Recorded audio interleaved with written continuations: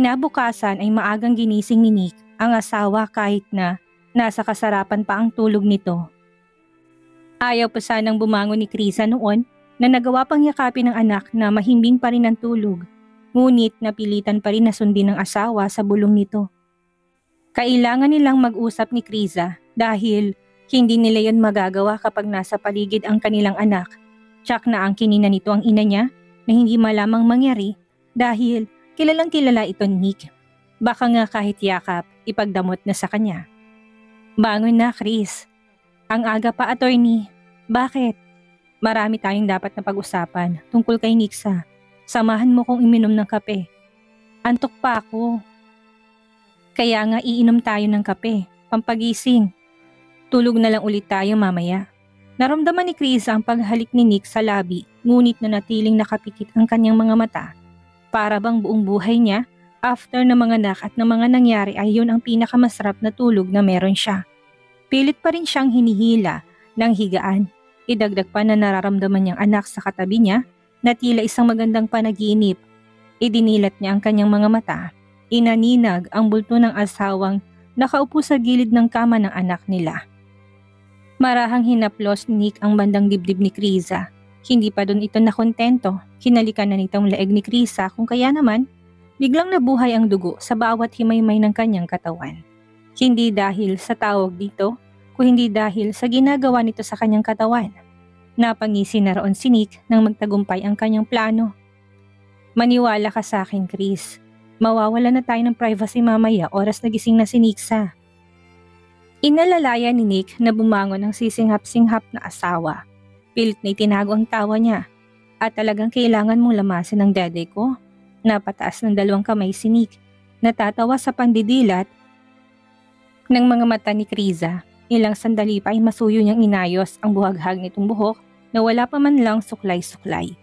Sinamaan pa rin siya ng tingin ni Krisa matapos na lingunin ang kanilang anak na medyo mahinang humihilik. Hindi ko nilamas. Hinimas ko lang. Magkaiba ang kahulugan noon, Chris. Effective naman siya. Tingnan mo nga, gising na gising ka na. Pilit na pinigilan na ni Nick ang matawa kahit na mahina. Natatawa na siyang inismera ni Krisa. Maya-maya pa ay bumaba na siya ng kama at tahimik niya lang nilisan ang silid ng anak na halatang hindi pa rin nararamdaman ang pag-alis ng mga magulang sa kanyang tabi. Alam nito na doon natulog ang mag-asawa kahit na ang himbing ng kanyang tulog. Nagtungo sila sa master's bedroom at naligo. Matapos noon ay sa study room ni Nick, sila nagtungo na matatagpuan sa may sala ng villa. Nagpadala doon ng kape si Nick sa isa sa mga maid na gising na. Tahimik lang si Krisa hanggang sa tuluyan na silang nakapasok sa loob ng naturang silid. Pinanood niya ang pagkuha nito ng isang makapal na folder na muling bumalik kung saan naiwang nakatayong asawa. Halika Chris, maupo tayo. Sinunod naman yun ni Krisa. Naupo silang magkatabi ni Nick sa sofa. Nakapatong na sa kandungan niya ang folder na nilapag doon ni Nick. Alam niya may kaugnayan yun sa kondisyon ng anak. Doon niya malalaman ang lahat-lahat ng tungkol dito. Maingat niyang binuklat ang bawat pahina noon. Inisa-isang basahin at intindihin ang lahat ng laman ng mga papel na hawak kahit na wala siyang maintindihan. Meron siyang konting diferensya, Chris. Pero naniniwala ako na lalaki siyang malusog at mas matalino pa. Hindi makakasagabal yun sa kanya. Mamumuhay siya ng normal na kagaya ng ibang bata. Dahan-dahang inangat ni Chris ang paningin niya at nilingon ng asawa. Nakuha nitong atensyon niya. Ang buong akala niya ay wala na silang anumang magiging problema pa. Anong ibig mo sabihin, Nick? Konting diferensya na kagaya ng ano? Lumunok muna ng laway si Nick. Binigyan ng ngiti ang asawa at marahang hinagod ang likod. Nakita niya kung paano tumamutla, pero pilit niyang kinukumbinsi si Krisa sa pamamagitan ng maaliwalas ng ngiti. Chris, hindi mo kailangan mag-alala. Nalagpasan nga niya noon ang sinabi ng doktor, hindi ba? As long as nag-aalagaan natin siya ng maayos at regular na check-up kung kinakailangan, Nixa will be fine. Okay? Kumibot-kibot ng labi ni Krisa, nakatitig pa rin sa mukha ng asawa. Dapat na ba siyang kabahan sa reaksyon ni Nick sa tanong niya? Na hindi nito kayang bigyan ng sagot. Sa totoo lang ay pinapakaba na naman siya ng asawa niya sa mga ganitong salita. Bakit ayaw mo sabihin sa akin?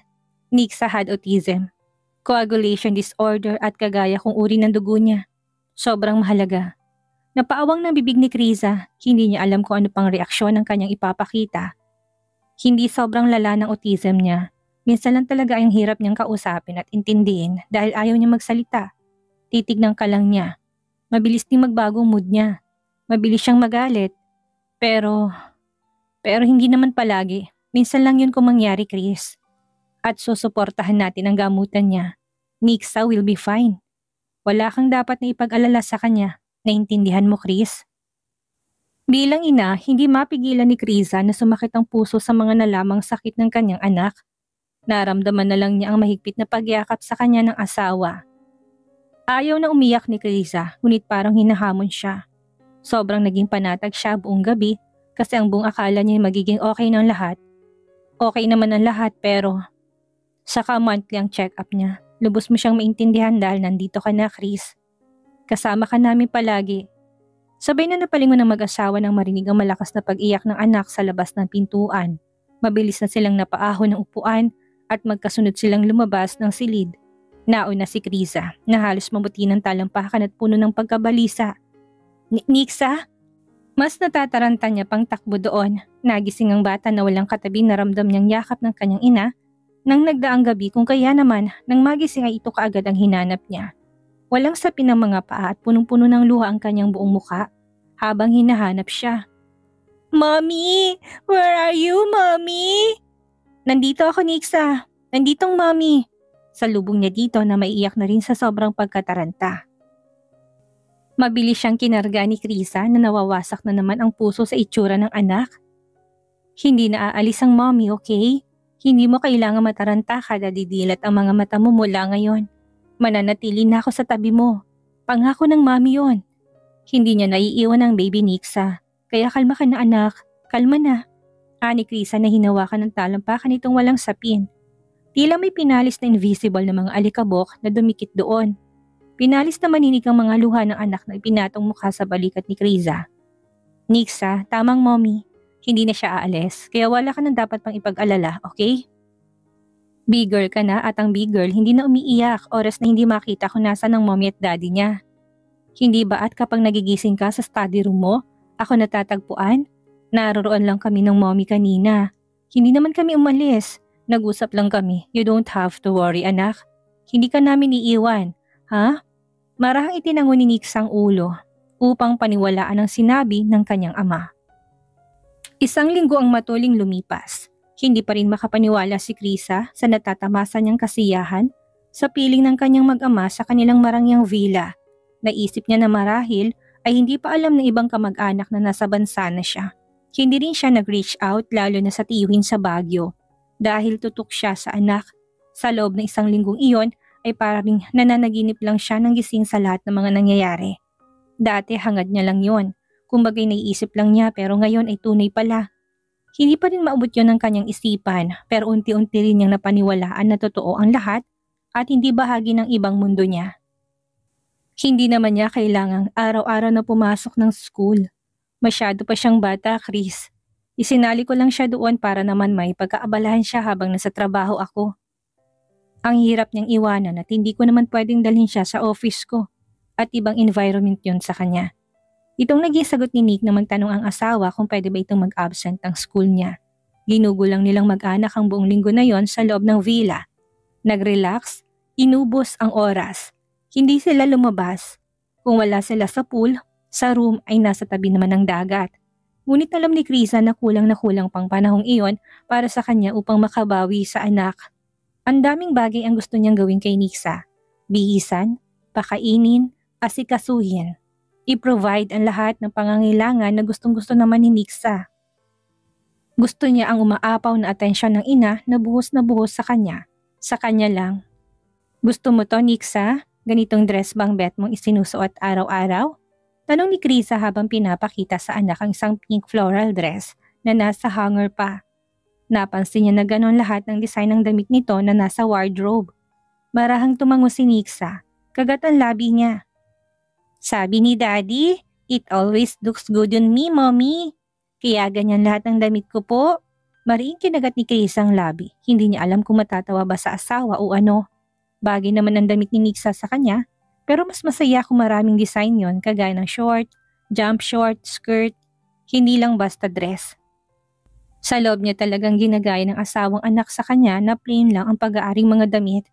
Natatandaan niya pa ang damit nito sa penthouse noong bago pa lang sila ni Nick. Kapag lumabas tayo, bibili tayo ng ibang klase ng mga damit. And I know you will love it too, Nixa. Marami pang babagay sa'yo, hindi lang ganito.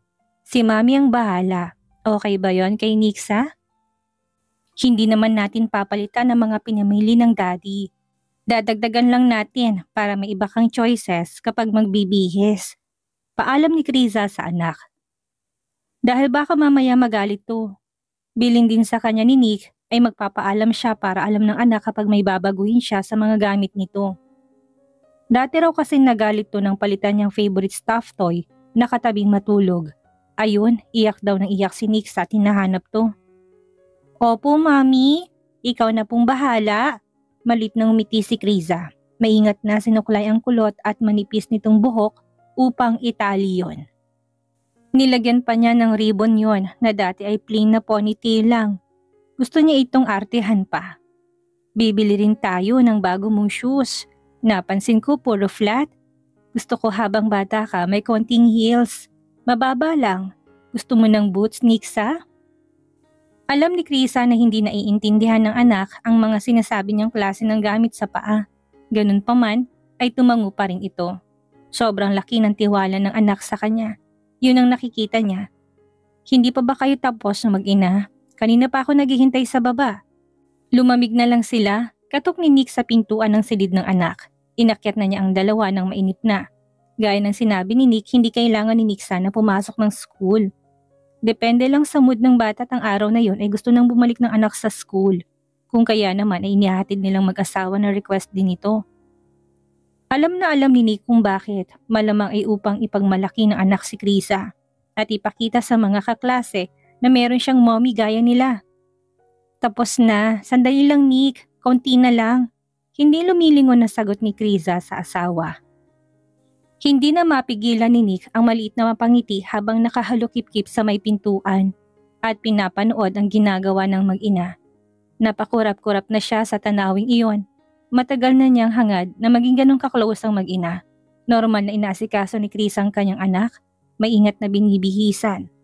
Normal na portrait ng pamilya at natupad yon sa araw na to. Tinupad niya na. Thank you, Mommy. Hinalikan siya ni Nixa sa pisngi, bagay na hindi inaasahan ni Kriza. Grabing saya ng puso niya sa munting reward na yon na dapat ay noon pa niya nagagawa sa anak. Responsibilidad niya ito, kaya wala itong dapat ikapasalamat. Walang sapat na mga salitang upang explain niya ang kanyang nararamdaman. Parang maiiyak na siya. You're welcome, Nixa.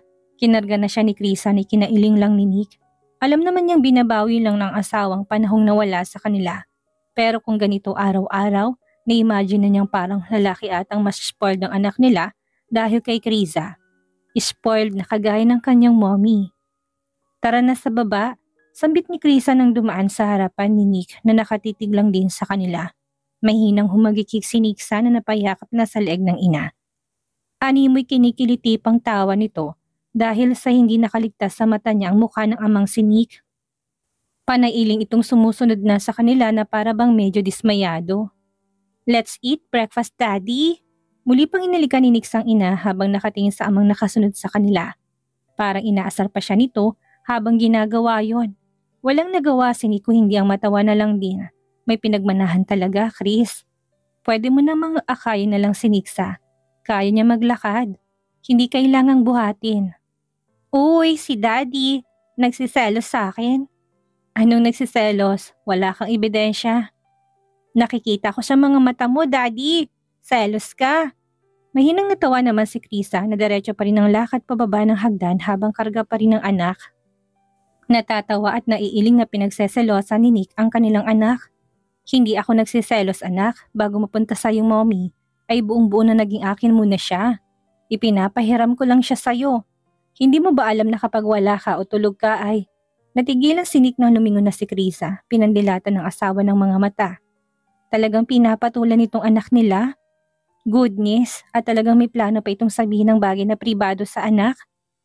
Sige, asarin mo pa ako, Nixa. Hindi kita bibigyan ng kapatid dyan. Ang hirap-hirap pa naman nung gawin. Kailangan namin ng maraming lakas. Parang gusto na lang ni Krisa na maghukay at lumubog doon si Nick, mismong ihuhulog doon. That's okay, Daddy. Wag mo nang galingan.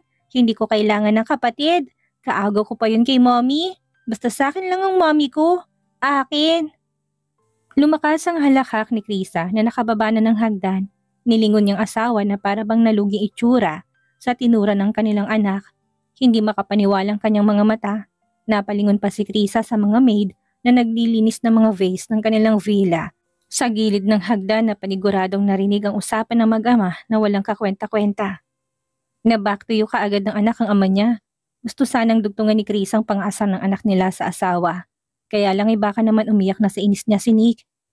Nixa, bawiin mo sinabi mo. Hindi ba sabi mo noon gusto mo ng baby brother at baby sister?